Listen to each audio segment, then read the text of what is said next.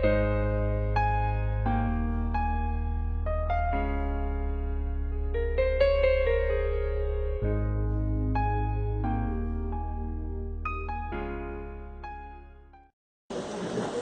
Amém.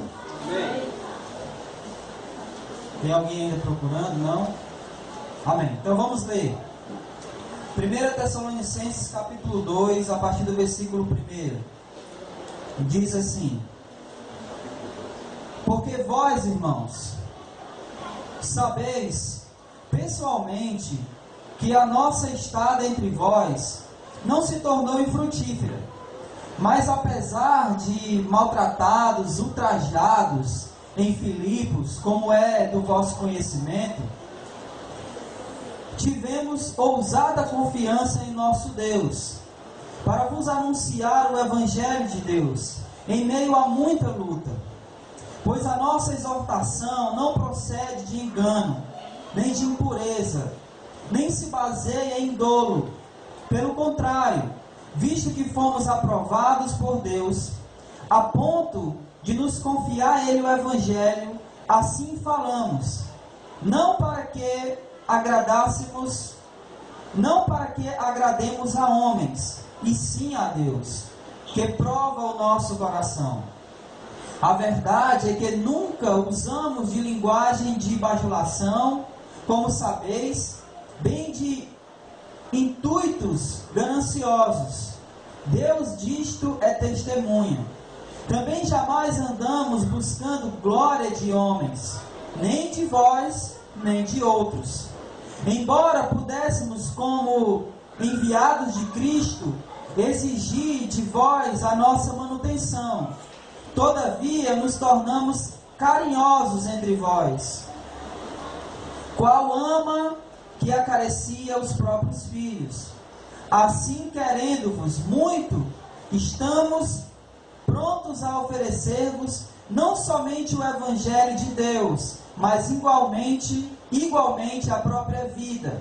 Por isso que vos tornastes muito amados de nós, porque vos recordais, irmãos, do nosso labor e fadiga, e de como, noite e dia, labutando para não vivermos à custa de nenhum de vós, vos proclamamos o Evangelho de Deus. Vós e Deus sois testemunhas, do modo porque piedosa, justa e irrepreensivelmente procedemos em relação a vós outros que credes. E sabeis ainda de que maneira, como Pai a seus filhos, a cada um de vós exortamos, consolamos, admoestamos, para viverdes de modo digno de Deus, que vos chama para o seu reino e glória. Amém? Vamos orar. Soberano Deus e Pai bendito, nós queremos te pedir, Senhor, em nome de Jesus e humildemente, assim como a cada culto de quarta-feira o Senhor tem feito, assim, Senhor, em nome de Jesus, faz hoje à noite. Fala, Senhor, aos nossos corações. E para isso, Senhor, usa a Tua palavra, inspirada pelo Teu Espírito Santo, e que a nós, hoje à noite, será explicada pela ação do Teu Espírito Santo. Faz assim, Senhor, e ao fazer, fala aos nossos corações. Quebra toda barreira que possa existir em nós para resistirmos à Tua palavra. Nos dá toda a humildade que necessitamos para nos submeter à Tua palavra. Nos quebra, Senhor. Faz com que o nosso coração seja contrito a ponto de entendermos, aceitarmos e vivermos pela Tua palavra, Senhor. Faz assim, para a glória do Teu nome. Que quando cada um aqui, Senhor, ouvir a Tua palavra, entendê-la e assim colocar em prática em suas vidas, que assim o Teu nome seja glorificado, Senhor. Hoje e para todo sempre. Amém. Glória a Deus. Eu quero fazer um resumo bem breve do capítulo 1 e começar dizendo aqui que no capítulo 1, Paulo começa orando por aqueles irmãos. E na sua oração por aqueles irmãos, Paulo lembra da fé, do amor e da esperança daqueles irmãos. Paulo orando por eles, ele lembrava dessas coisas. E lembrava também como aqueles irmãos haviam se tornado imitadores de Cristo. Pelo seu proceder, pela sua fé, pelo seu amor, pela sua esperança, pela firmeza da esperança, aqueles irmãos haviam se tornado imitadores de Jesus. E ao se tornarem imitadores de Cristo, aqueles irmãos também haviam se tornado modelo para outros crentes, tanto na Macedônia como na Acaia. Como o testemunho de fé deles, Paulo lembrando que o testemunho de fé daqueles irmãos fez com que aqueles que observavam a vida deles deixaram os ídolos e passaram a servir o Deus único e verdadeiro. Amém? Esse é um resumo bem breve daquilo que a gente viu no capítulo 1 da carta de Paulo, a primeira carta de Tessalonicenses. A partir do capítulo 2, Paulo vai fazer algumas coisas. Primeiro, ele vai lembrar da estadia dele entre aqueles irmãos, e assim, lembrando como foi o seu procedimento no meio daqueles irmãos, ele vai defender o seu ministério. E aí nós vamos falar um pouco sobre isso. Paulo defendendo o seu ministério ali no meio daqueles irmãos em Tessalônica, na igreja em Tessalônica. Apesar de que hoje nós lemos do versículo 1 ao 10, nós só iremos estudar hoje até o versículo 6. E na próxima quarta-feira, ainda continuando com esse pensamento de Paulo, a partir do versículo 1, nós iremos estudar do versículo 7 ao 12. Amém? Ficou claro? Então hoje nós iremos estudar do versículo 1 ao 6, tendo em vista, ou pensando, tendo em mente, de que Paulo vai lembrar ou recordar aqueles irmãos a sua estada no meio deles e assim defender o seu ministério.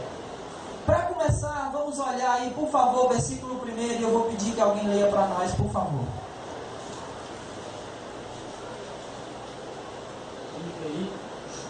Pode ser.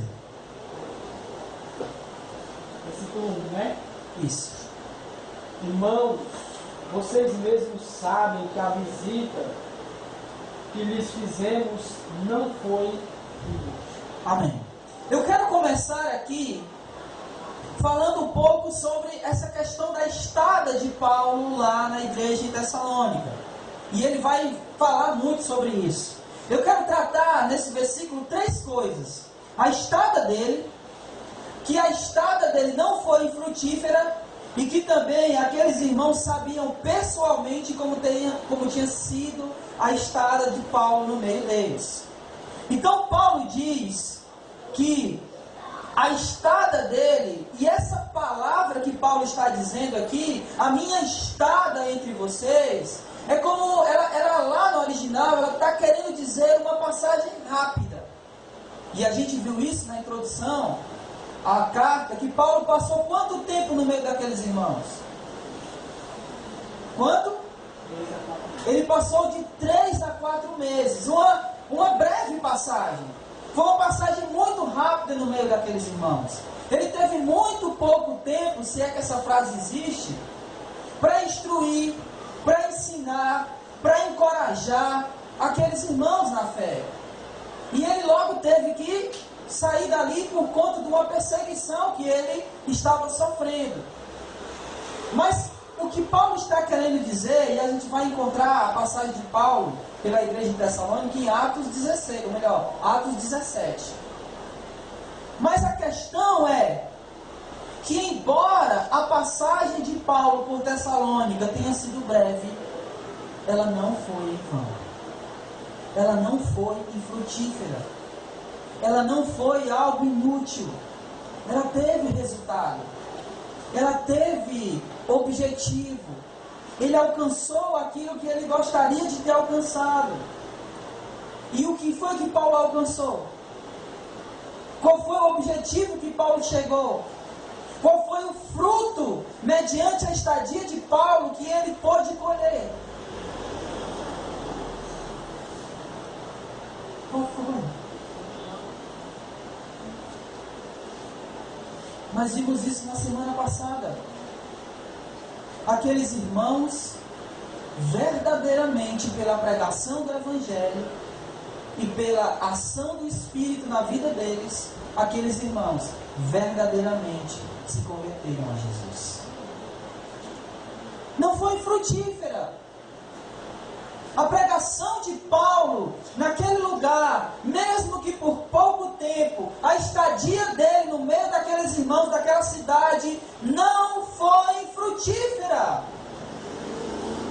E isso aqui, para aquilo que Paulo vai começar a dizer, ou defender o seu ministério, é importantíssimo.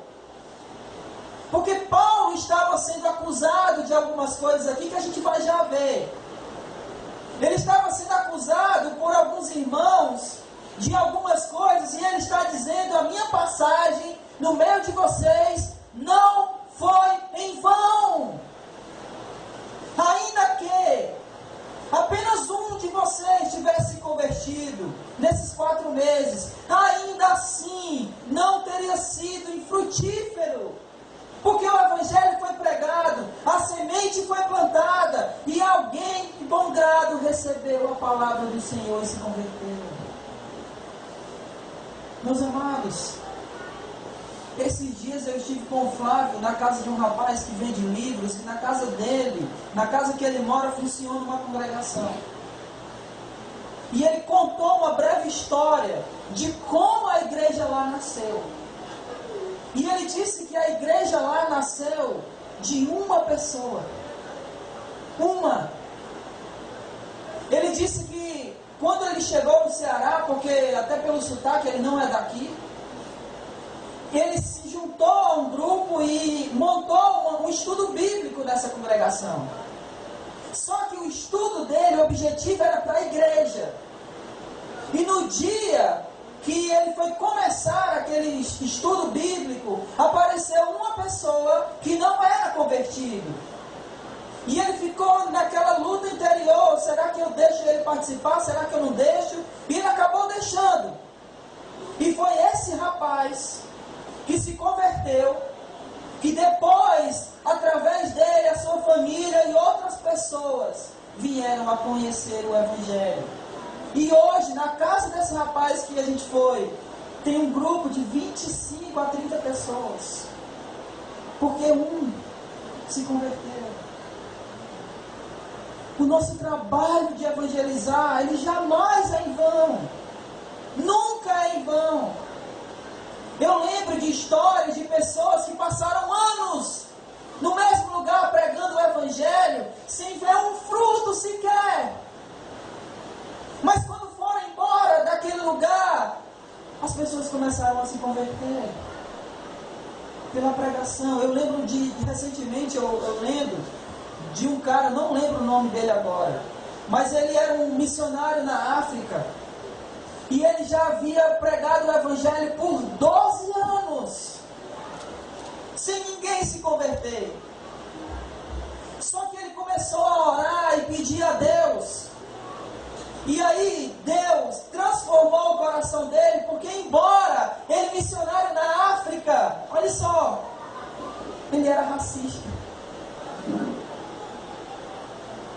E aí Deus transformou o coração dele de tal maneira que ele quebrou esse racismo no coração dele. E um dia ele estava dormindo e de repente alguém bateu na porta dele, e quando ele abriu tinha uma multidão dizendo: olha, a gente quer entregar a vida para o Senhor. Ele: mas como? Durante 12 anos eu estava aqui no meio de vocês e nada. E eles disseram: olha, eu não sei, mas nós estávamos em casa, lembrando das suas pregações, e aí a gente veio aqui. Não é em vão a pregação do Evangelho. Não é. Por isso, irmãos, quando tivermos oportunidades, falemos da palavra. Preguemos o Evangelho. E embora você nunca vá ver o fruto, mas não foi em vão. Nunca é. Paulo passou 3 a 4 meses, mas o seu fruto, aquilo que ele pregou, não foi infrutífero. Aqueles irmãos se converteram. E naquele lugar foi constituída uma igreja do Senhor. Amém? Amém. A outra coisa aqui, que Paulo vai falar, ainda no versículo 1, que é muito importante a gente saber, ele diz assim, leia comigo aí por favor o versículo 1. Ele diz: porque vós, irmãos, vós o quê? Vós o quê? Vós, irmãos, vocês o quê? Vocês sabeis. Paulo vai falar essa mesma palavra algumas vezes aqui. Vocês sabem. Aliás, ele já falou isso antes. Vá para o capítulo 1 e olha o versículo 5. Olha aí o que é que ele diz. Capítulo 1, versículo 5. No final do versículo 5, ele diz assim, ó: como sabeis ter sido o nosso procedimento? Paulo vai falar isso algumas vezes. De que eles sabem, de que eles são conhecedores, de que eles viram como Paulo procedia. Então isso é muito importante, porque Paulo está tentando aqui destruir, por assim dizer, uma visão sobre a pessoa de Paulo, que alguns estavam colocando na cabeça daqueles irmãos. Uma dessas visões que aquelas pessoas estavam tentando incutir na cabeça daqueles irmãos a respeito de Paulo, é que Paulo estava pregando o Evangelho por dinheiro, por ganância. E é por isso que algumas vezes Paulo vai dizer: vocês sabem, vocês viram, e vocês viram, versículo 1 aí, vocês viram pessoalmente. Não foi alguém que contou para vocês como era o meu proceder. Não foi alguém que chegou para vocês e disseram assim: olha, Paulo agia assim, assim, assim. Não foi ninguém que falou. Vocês viram, vocês sabem pessoalmente como foi que eu procedi. O meu procedimento não é indiferente a vocês, não é alheio ao conhecimento de vocês. A minha forma de proceder, a minha vida é conhecida de vocês. Vocês sabem. Eu sempre fui o mesmo. Eu sempre estive aqui. E nesses 3 ou 4 meses, embora pouco tempo, vocês sabem como foi como eu me procedi no meio de vocês. Vocês me conhecem. Então isso é importante para desconstruir ou até destruir esse pensamento a respeito de Paulo. E aí vamos continuar. Versículo 2. Versículo 2. Alguém lê, por favor. Só um instante.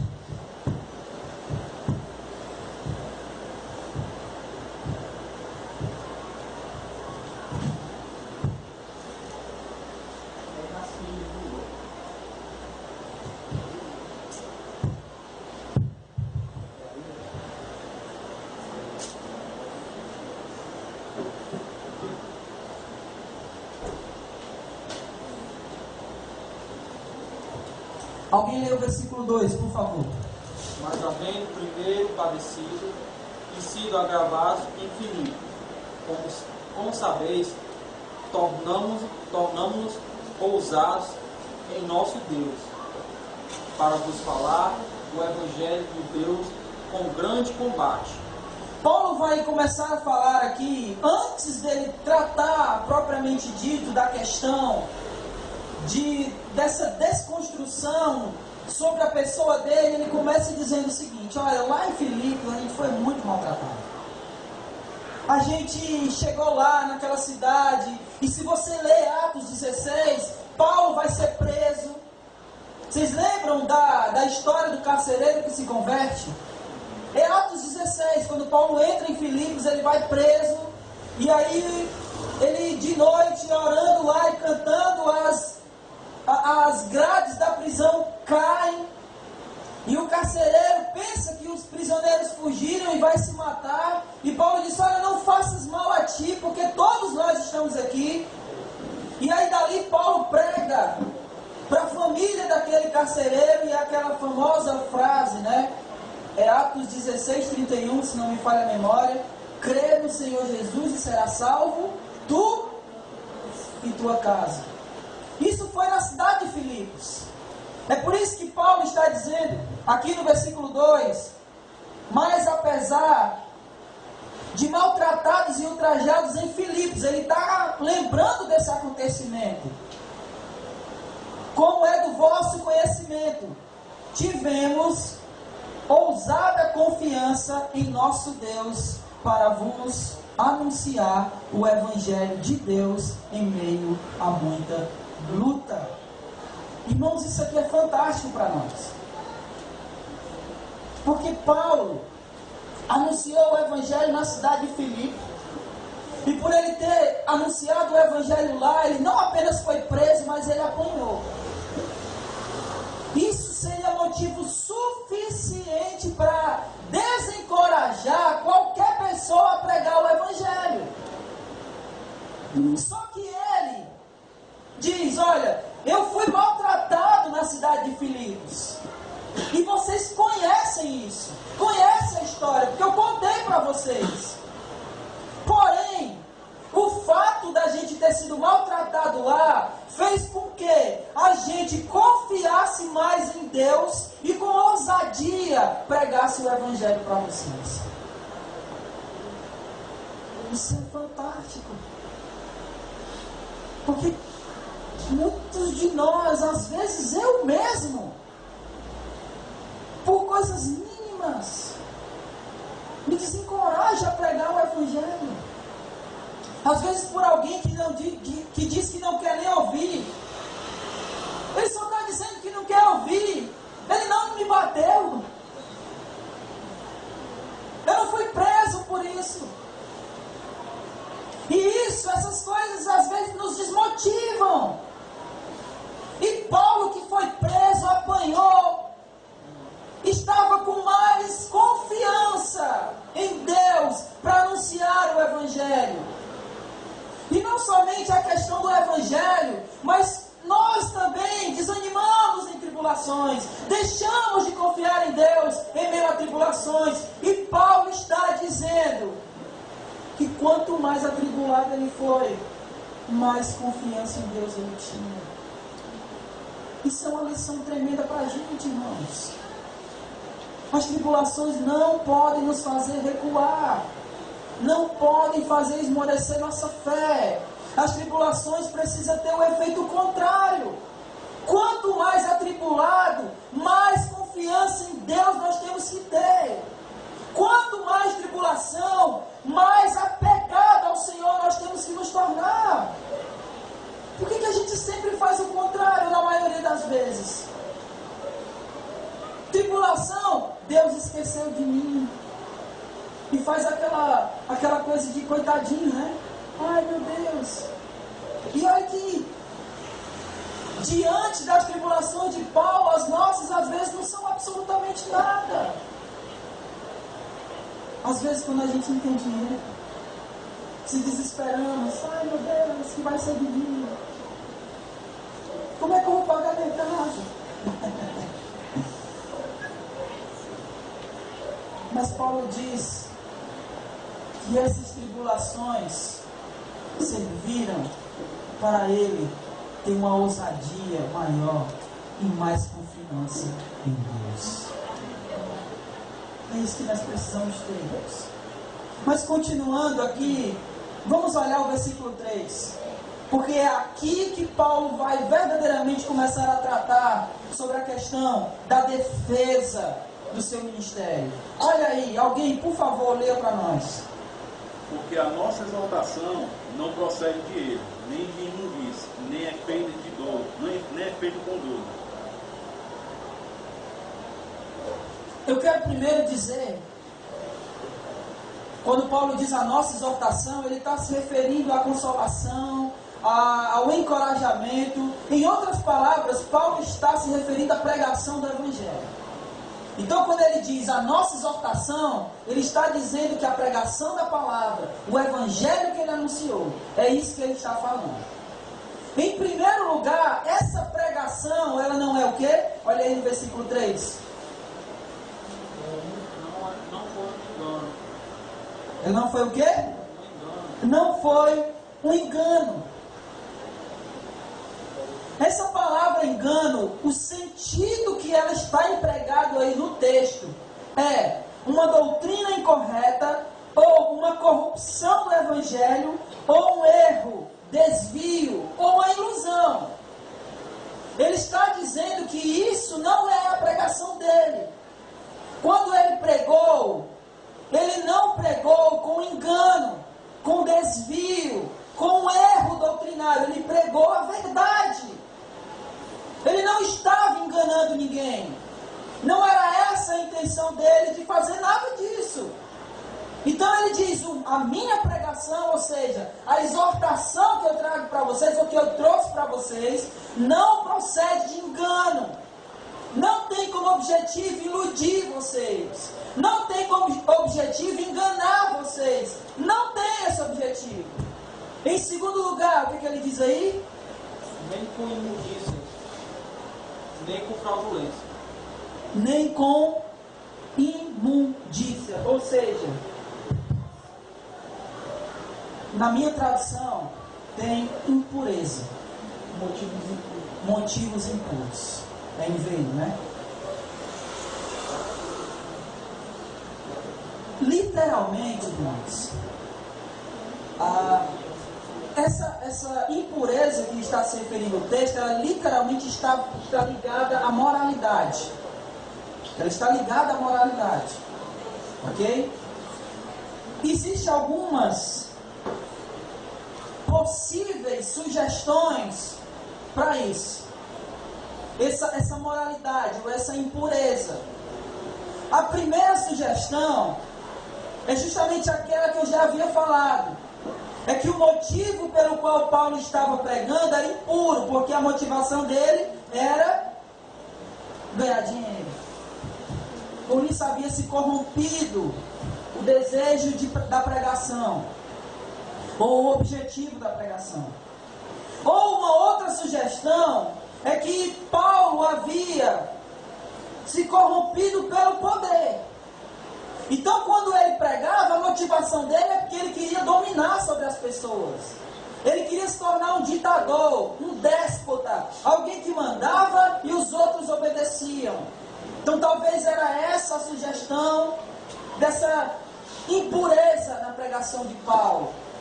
Uma outra sugestão era a questão da moralidade. Olha só, todas essas coisas são sugestões possíveis com relação à impureza, mas a questão da moralidade, preste atenção. Paulo pregava que a salvação era pela fé, não é isso? Isso significa dizer que eu não preciso se a salvação é pela fé, eu não preciso de obras. Então, alguns estavam deturpando essa mensagem de Paulo, dizendo que ele estava falando o seguinte: olha, se a salvação é pela fé, então eu não preciso obedecer. Se eu não preciso obedecer, eu não preciso viver uma vida de santidade. Está vendo? Esse Paulo é um imoral, é um impuro. Então essa era a questão a qual Paulo estava sendo submetido, ou acusado, de ser um impuro, de ser um imoral. E uma outra possível sugestão é que os motivos que Paulo pregava o Evangelho eram motivos baixos ou desprezíveis. Provavelmente eram todos esses motivos que eles estavam acusando Paulo da pregação. Mas Paulo estava dizendo: a minha exortação, ou seja, a pregação da palavra, ela não é, em primeiro lugar, o quê? Um erro, um engano. Em segundo lugar, ela não é impura, imundiça. E em segundo lugar, ela não tem dolo, fraudulência. Ou seja, eu não corrompi o Evangelho. Nunca. Tudo que eu preguei para vocês está intacto. Eu não tirei um Y, um X. Não tem dolo, não tem perversão do Evangelho aí. Eu preguei para vocês tudo aquilo, como Paulo costumava dizer em suas cartas: o que eu recebi do Senhor, eu vos entreguei. Não tem dolo algum, não tem alteração alguma. Eu não tenho segundas intenções em pregar o Evangelho para vocês. Tudo que eu recebi, eu passei para vocês. A minha exortação, a minha pregação é verdadeira. A minha exortação não tem nenhuma segundas intenções. Se, aí eu vou aqui tentar pensar o que Paulo poderia estar dizendo. Se tem alguma segunda intenção na minha pregação, essa segunda intenção é que vocês se convertam a Jesus. Essa é a minha intenção. Versículo 4.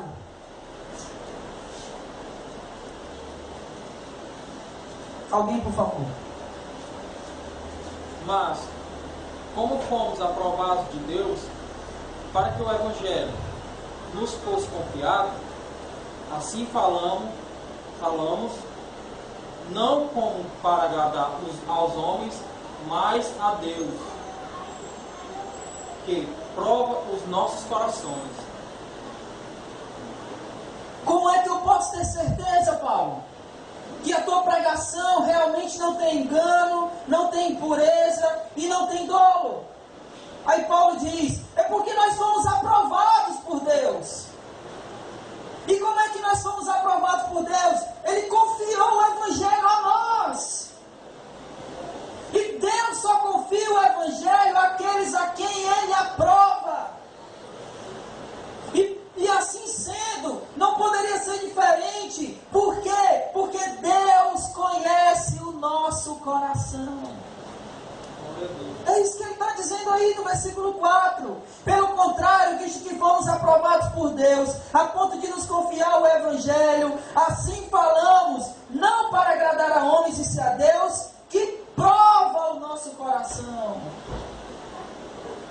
Meus amados, isso para nós deve ser uma bufetada em nossos rostos. Porque infelizmente nós vivemos dias de pessoas pregando não aprovadas por Deus. Nós vivemos dias de pessoas pregando a quem Deus não confiou o Evangelho. E esse é o motivo pelo qual eles não pregam o Evangelho. Porque Deus não os confiou o Evangelho. Só pode pregar o Evangelho àqueles a quem Deus confiou e aprovou. E Deus sonda os corações dessas pessoas, assim como Ele sonda os nossos. Por isso que o cenário hoje está ridículo. Ridículo. Onde a gente passa, uma página da internet que a gente abre, nesse meio gospel, nessa ciranda gospel, nós vamos ver absurdos em cima de absurdos. Acho que foi, não sei se foi segunda-feira. Foi segunda-feira que a gente passou lá na casa do Ever, que vocês estavam lá, foi segunda, né? E a Luciana estava escandalizada com a música que ela tinha ouvido. Era um forró, assim. Era um forró, né? Meu Deus, que absurdo, isso é falta de respeito. E eu disse para ela, irmã, é assim mesmo, as coisas vão ficar pior.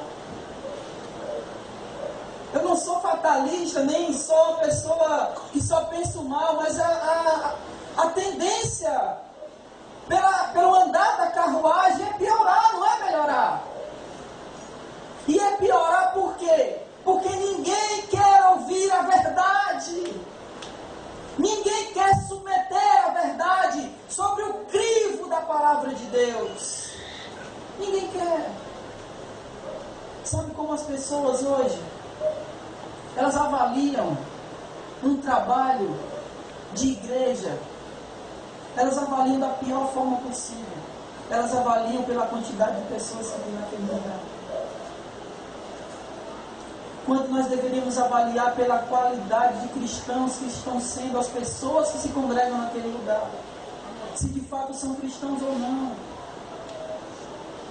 E por que essa é uma maneira errada de avaliar a quantidade de pessoas? Porque Jesus fala em Mateus 7, nem todos aqueles que dizem Senhor, Senhor entrarão no reino de Deus.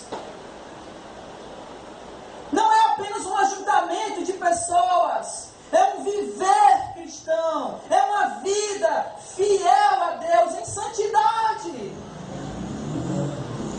Isso é o que vai dizer se somos cristãos ou não.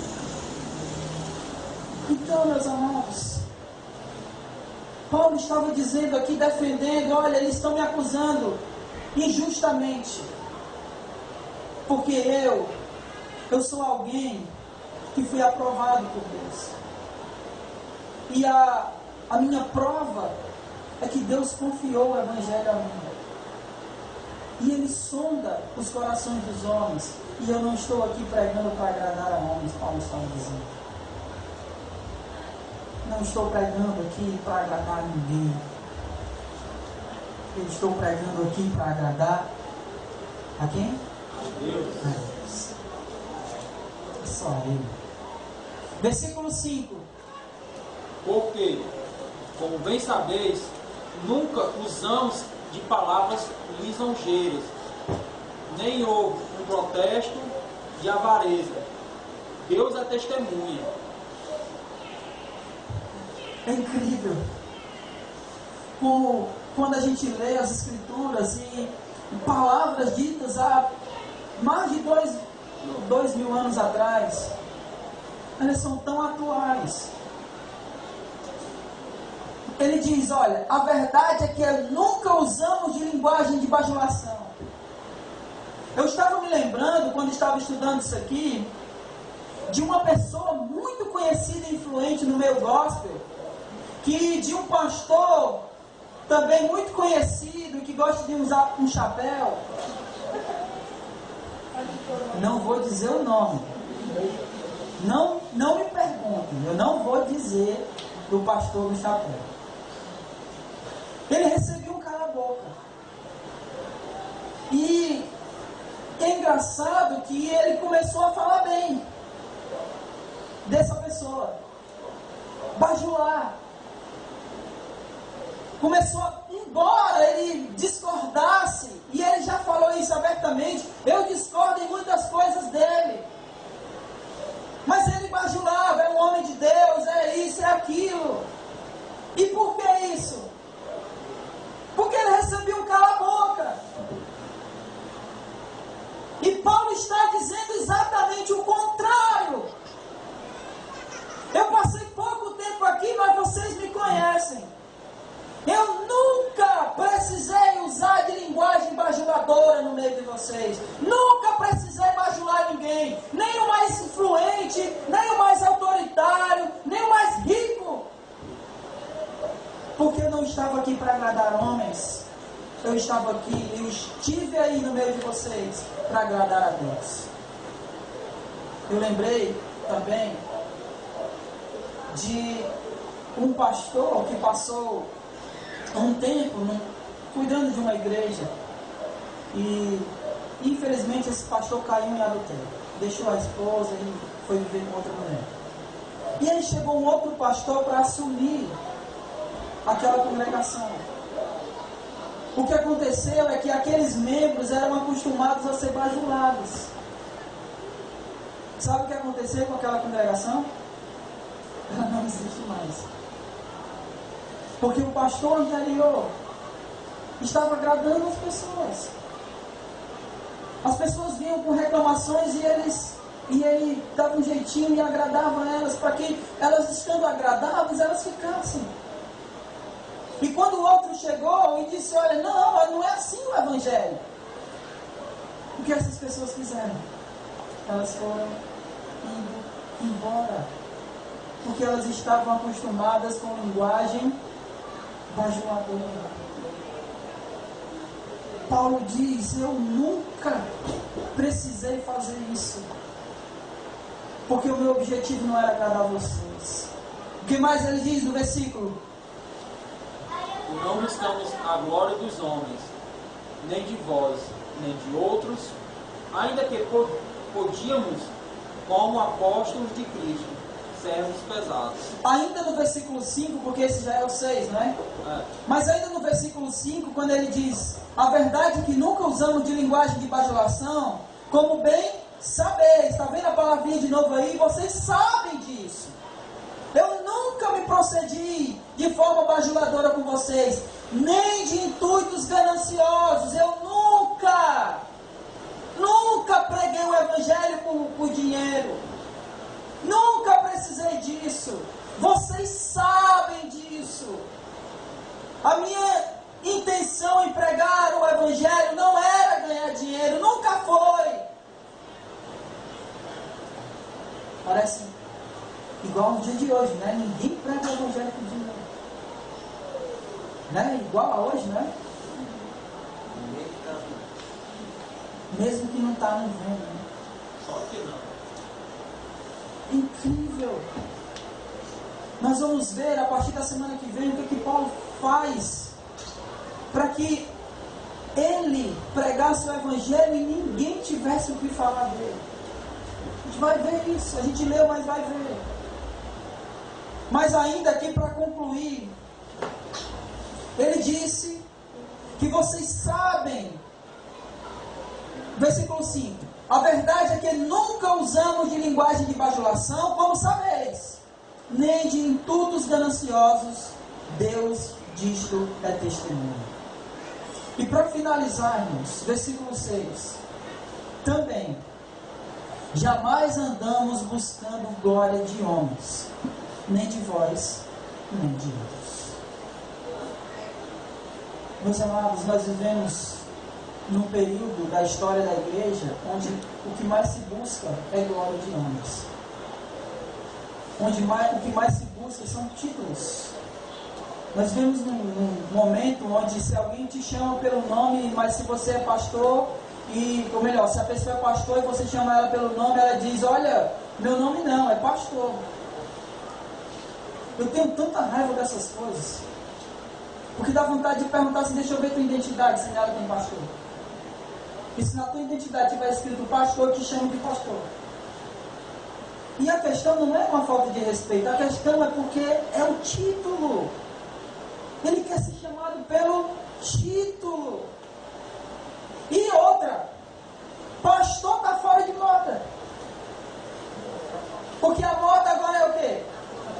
É apóstolo, é bispo, é apostila, ou apóstolo. A moda é essa. Até o mais maluco de todos dizer que agora ele é o pai apóstolo. E declarar que a mãe dele é a matriarca, né? A mãe dos apóstolos. Títulos. Eu nunca, olha o que Paulo está dizendo no versículo 6. Jamais andamos buscando glória de homens, nem de vocês, nem de outros. Do que adianta títulos? Não adianta de absolutamente nada. Absolutamente nada. Para não dizer que não adianta nada, adianta de uma coisa, trazer soberba para o homem. Só serve para isso. Quanto mais títulos o homem recebe, mais soberbo ele fica. Mais soberbo. E não tem onde parar. Vocês já ouviram aquela expressão que o céu é o limite? Já ouviram essa expressão? Pois nessa situação aqui, verdadeiramente o céu é o limite, porque daqui a pouco vai ter arcanjo, vai ter semideus. Irmãos, eu estou falando de coisas que eu não duvido, porque realmente está uma loucura. E Paulo está dizendo isso: olha, nunca procurei glória de homens, nem de vocês, nem de ninguém, porque esse não é o meu objetivo no meio de vocês, não foi. O meu objetivo entre vocês foi pregar o Evangelho, para que no meio de vocês pudesse ter frutos, ou seja, alguém pudesse se converter ao nosso Senhor Jesus. Esse é o objetivo. Aliás, esse era o objetivo de Paulo e esse deve ser o nosso objetivo. Pregar o Evangelho, não por dinheiro, não por títulos, não por glória, mas pregar o Evangelho, porque em primeiro lugar, o nome de Deus é glorificado quando pregamos o Evangelho. Glória a Deus. E em segundo lugar, para que pessoas possam reconhecer o único Deus que é capaz de nos salvar. Amém. Amém? Que Deus nos abençoe. Na semana que vem continuaremos aqui a partir do versículo 7.